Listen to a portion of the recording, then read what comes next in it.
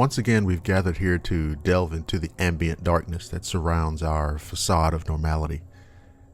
This time around it'll be easy. Easy in the sense that we're dealing with stock and trade monsters. Claws, fangs, fur, and fury. In accordance with this, our story is called A Killing Moon.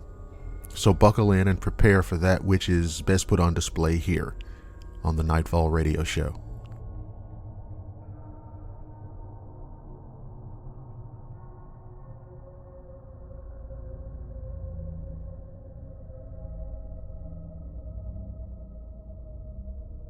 The ceremony was only halfway through when the warm Gulf winds dashed up suddenly, as if out of nowhere, and passed like a lurking thief over the dipping and swaying cypress trees.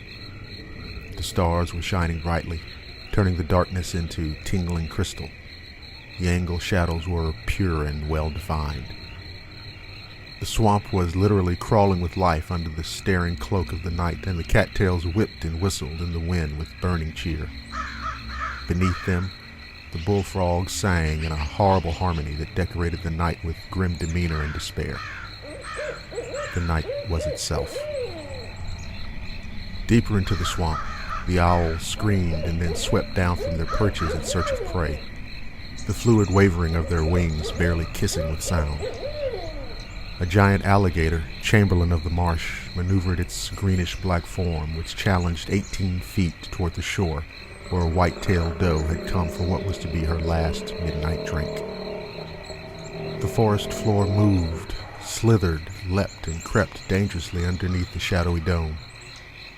Here a man could easily lose himself because this place was secret and its nature was sinister. Things were born here, dark things that moved across the misty nightmares of little boys and made them want to sleep with the lights on. Some, who of a more superstitious nature, would call these things monsters. The civilized world knew nothing of this awful place. The man in denim sat down quietly, resting his tired back by leaning against a large tree. A sudden wind gave him a chill, and he cupped his hands to his mouth and blew into them. His deep, black eyes shimmered, and the stiff breeze forced tears from them. He was practically exhausted after his long trek, and at that particular point in time, did not really know nor want to know what to expect next. Outwardly he was calm, but there was an inner force slowly vibrating upward to the surface of his being. He could not shake the premonition. He was nailed to his own hellish nightmares, which had haunted him for the last 7 months. 8 months ago, he had fallen into a strange fever which broke after about 3 days. Afterwards, the dreams came.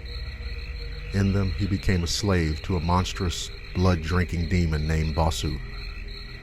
And from this demon, there was no escape. The beast constantly hurled fire under his feet so that he could not run away. It wasn't just any fire either, but rather a fire so sharp, so searingly blue that even the shadow cast by his soul withered into whited nothingness.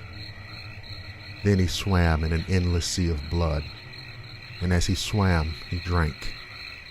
He was held in place in this grotesque quagmire of evil until rising flames had totally consumed him. Then, naked coldness.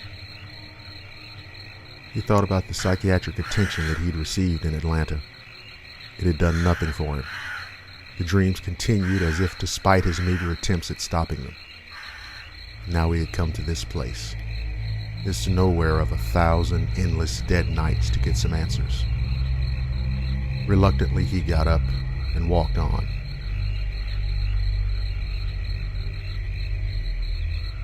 Even in the dark, he knew that the dilapidated shack that he had been directed to was abandoned. The man in denim looked around, silently confused, until he looked down the hill between the wavering bald cypress trees dressed lightly in Spanish moss, and caught the moon dancing on the surface of the black water. The face of the swamp masqueraded as a gigantic mirror and became, quite suddenly, an ethereal canvas upon which some invisible but powerful force painted the solemn but abstract tragedy that was the night. He moved downward out of the hummock, somewhat clumsily at first, but smoothed out his steps as he adjusted to the pull of gravity. After he'd gone about 40 yards, the large dock came into his field of vision. What he noticed first was not the orange flames that danced from the mouth of large oil barrels, nor the circle of thick red candles arranged and burning in a circle around it. No. What he noticed first was the feeling of dread that emanated from the entire scene. Then the woman came into view, the priestess. She was composed of deadly beauty that was thick with malice, and her sensual grace clung to her like a dagger struck to the hilt in a dead man's spine. The simple white dress that she wore traced the tempting outline of her perfect form, and she began to walk back and forth slowly, chanting as she went. The man in denim understood none of this. He walked out onto the dock. Carefully, and with agonizing slowness, the priestess walked across the entire length of the dock where the man in denim was standing. The half-rotted boards creaked as if they were in pain under the weight of her tan feet. She moved over to the edge of the dock and reached down into the water. As the man in denim looked on in curiosity, the priestess drew from the murky water what appeared to be the hide of an animal. She turned to him. "To live forever, you must be cloaked by Mother Night," she said. "What the hell do you mean by that?" the man in denim asked. "You know as well as I do what that means, my love. I know of your dreams and I know of your destiny, and they are one." The priestess moved closer to him, and when she had come within an arm's distance of him, she looked into his eyes with an expression of promise, and then draped the dripping hide over his shoulders. The water from the dead thing soaked through his shirt, and almost instantly he felt very cold. The woman drew herself to him and pressed the firmness of her youthful bosom against his. Locked with him, she fused her ample lips at his mouth and probed furiously for his tongue. Part of the man in denim perished as wave after wave of immeasurable lust rose in him. In his excitement, he tore away the woman's thin garment, instantly exposing her waiting breasts with spicy brown nipples that were virtually pulsating with desire. Ready for her, he plunged his steel-hard length into her creamy brown velvet net of softness. She moaned and dug her fingernails into his back, and then made a mad attempt at removing his wet shirt. He sucked on her breasts in a rapid series of slurps, licks, and kisses. With her abdomen slapping into his at a frantic pace, they both sailed nearer to the detonation. Then a wave of fog descended upon them like a blanket, and the man in denim was blinded. He forgot everything. His eyes knew only black space, void of light, sensation, or thought. An invisible and mindless vacuum swept the part of him that was a man away. A second later, when the fog lifted, they were no longer alone. There were men all around them. All of them, like the man in denim, were black. There were 8 of them. They were topless, wearing only loose-fitting short trousers. They formed a circle around the man in denim and sat down on the dock. They crossed their legs with military tightness. Their heads were perched as they gazed up into the distant night sky. They were looking at the moon. The man in denim marveled. All this seemed to be a small fragment of his dreams, but he wasn't certain. Suddenly, as if the men were reading his thoughts, they lowered their heads and stood with a violent, robotic jerk. Then the man in denim heard drums. At first it seemed that they were far away, but as each second passed, the pounding tipped closer and closer to his receptive ears. Then the drumming became thunderous, and the men broke into a raging dance. They moved around and around in a large circle, and the power that came from them was that of a furious cyclone.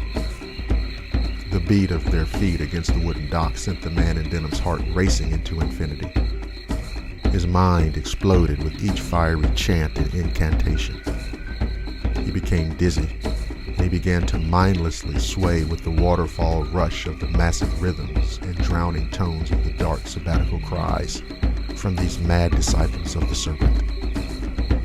Around them the night was growing cooler, like a fading heartbeat which leads inevitably into a silent and lonely death. Then the drums began to fade. The pounding gradually slipped further and further away until at last the sounds were less than a memory. The man in denim again noticed the priestess. He felt her x-ray every fiber of his being. Then she gazed at the moon, the full moon, and then back at him. He somehow summoned the strength to look back at her and notice with a delayed but awakening horror that her eyes were the moon. Those eyes, which had once been swirling pools of inviting nectar, had in an instant become something unspeakable. Her eyes were his horror, his nightmare. Then he noticed something else. To his wrenching terror, the men were all sitting and mutating right before his stunned eyes. He watched on in disgust as their brown skin was ripped grotesquely away from their bodies, only to be replaced by a horrid tidal wave of coarse black hairs that pierced every layer of their flesh. The men woke up the night as they twisted painfully, their forms slowly metamorphosizing into demonic agents of torture. Their yellow, predatory eyes flashed with amazing awareness. Their faces were distorting and elongating into howling masks that held dagger-like fangs that were dripping with murderous venom. The man in denim, drunk with apocalyptic fear, began to feel himself and everything slip away. The beasts were about at this hour. His fate was sealed. The curse was complete. The swamp grew deathly quiet as the man in denim drug his weary body over to the embankment. Then, beyond all that had passed before his eyes, he found true terror. Within him, there was madness, and he was its marionette. He began digging furiously into the black mud, snatching and pulling away rancid hunks of earth, until at last he had burrowed his entire body into the miserable stench itself. And there he found sleep. The next day was October 1st. The night seemed, at least on the surface, to be composed of dark ice and invisible iron. The blackness blew its potent breath with just enough force to coax the changing leaves from their branches.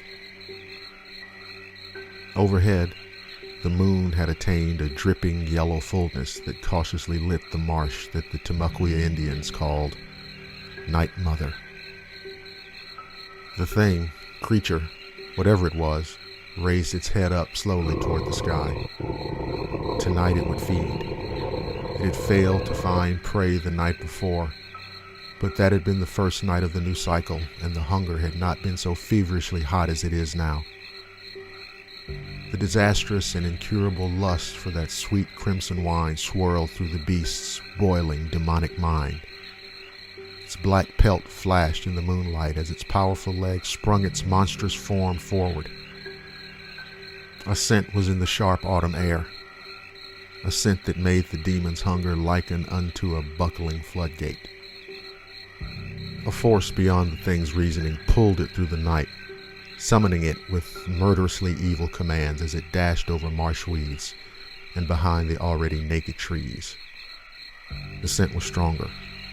It called. It begged and pleaded to have its source completely dissolved into nothingness. The thing now moved through the night with the agility of some dark mercenary that had been somehow superimposed onto reality from some hell-driven dimension. It darted left with the wind to the very spot where its eventual prey had been only moments before. The scent was now at its strongest, and the beast's long strides led it out of the wood and onto deserted Hemingford Road. It looked right and saw its prize. The beast sensed in its perverted mind the warmth and energy of Ken Sayer's pulsating heart. It began salivating madly. Sayer, owner of the Starlight, the only motel in Bremen, Georgia, was there changing a tire that had encountered about 10 rusty nails probably 10 or 12 miles back when he turned off old Highway 32. Shit, he thought to himself. Goddamn road crews. He looked at his watch and knew that he would be more than an hour and a half late for Karen's roast beef, their usual Tuesday night meal. His wife of 24 years always made it taste so good with mashed potatoes, broccoli, and hot buttered rolls. He was sure now that he'd have to settle for a cold roast beef sandwich washed in mayonnaise. In the morning, he would go to Hal's garage to buy a new tire. Ken Sayer picked up the punctured tire and headed for the trunk of the car. Then, all thoughts of tonight, tomorrow, and every other thing that a man thinks about came to an abrupt end as the creature pounced from a tree limb some 30 feet in the air down onto him. The beast threw its bear-like arms at Ken's chest, and the furious claws came out of the other side of his back. A shriek of pain and victory filled the night air. Then silence. The following night the air was still, almost singing a song of gray, macabre monotony. The stars appeared to be spying on the earth as if they were in search of some escaped cosmic fugitive. The night could scarcely muster a whimper. At 2:30 in the morning, Bremen slept. The quiet little South Georgia town wallowed in a warm, yellowed slumber as darkness consumed even the blackest shadow. Hugh Crawford had been looking out of his living room window only moments before, and had then resumed watching the late movie. It was The Horse Soldiers, his favorite John Wayne movie. The man's facial features denied his age, which was 58. His eyes were a deep hazelwood brown and were set perfectly in his abrasively handsome face. In his youth, he was said to have greatly resembled his mother, who proudly traced her ancestry back to the Bantu nation of Central Africa. But tonight, Hugh Crawford would drink too much. His foreman, Ralph Beelings, had let him know 2 days ago that he was among a group of about 30 employees at the Southern Regional Textile Company that would be picking up their last paycheck this Friday. They called it downsizing, and that, by God, was exactly what Hugh Crawford thought about doing to the whiskey in the bottle that he held in his hand. He thought about his wife, Linda. She died 2 years ago of viral pneumonia. Since then, his job had become his life. Now that too was dead. He thought to himself, fuck Beelings and his job. His hands groped the paper bag that contained the whiskey bottle, and he listened to the paper crackle. Then his head, indeed his lips, turned upward to receive the steamy, caramel-colored heaven. He forgot everything. You see, when you get right down to it, it didn't matter that Hugh Crawford had lost his wife. It didn't matter that he'd lost his job, and the future of all other aspects of his teensy-weensy piss-ass life were totally and completely inconsequential. Because at exactly 2:49, as the moon slipped into view outside his window, Hugh Crawford would lose everything. With horrific ease, the beast propelled its muscular frame through the window.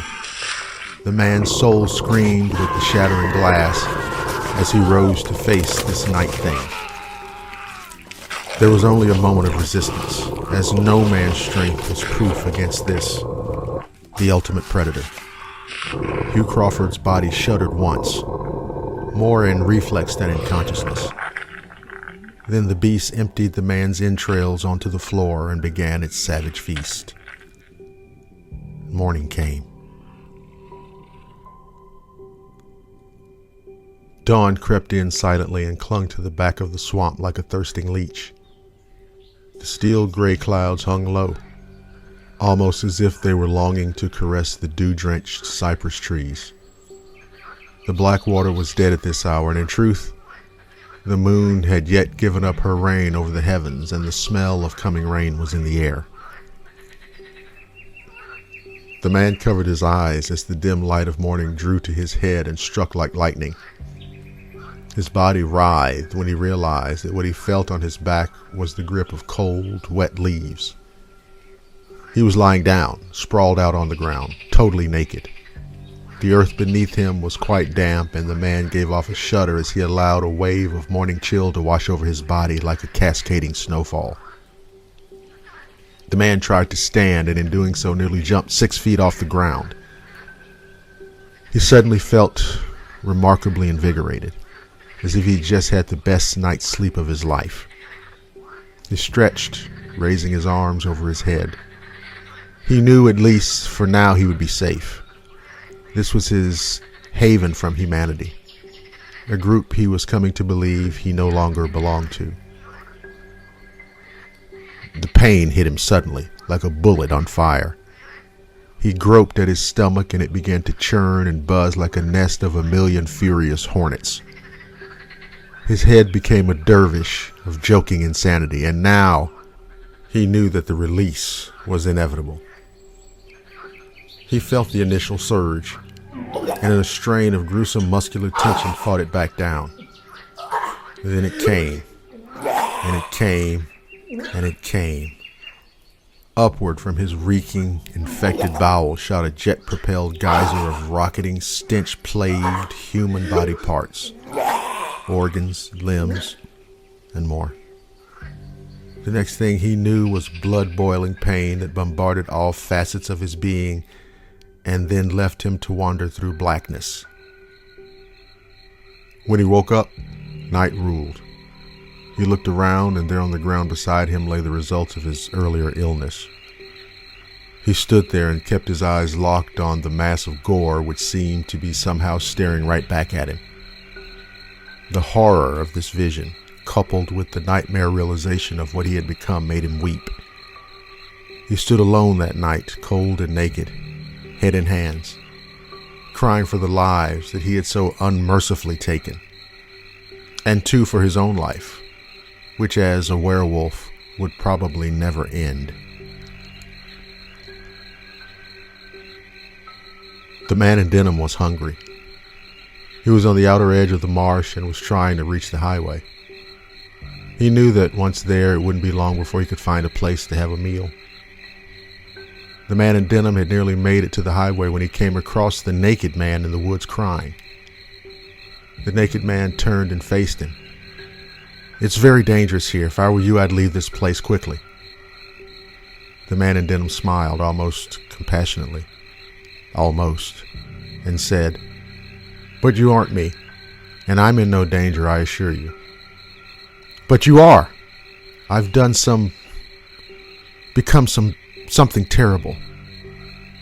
The moon does something to me, causes me to change, to kill. That's why I'm begging you in the name of God Almighty, leave now before..."